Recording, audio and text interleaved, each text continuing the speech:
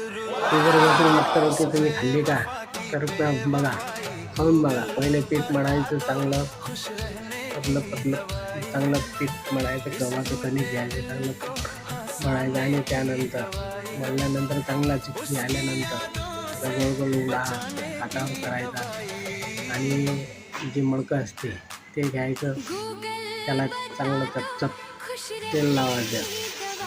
तेल लावून झालं की त्याच्यावर जो मळलेला आपलं कणिक असते ते त्याच्यावर असं पातळ पातळ करून ताटावर पोळीसारखं पातळ करायचं आणि त्यानंतर असं हातात घ्यायचं. ते आपोआप लांबल्या जाते आणि मटक्यावर टाकायचं आणि त्या पद्धतीने मटक्यावर टाकल्यानंतर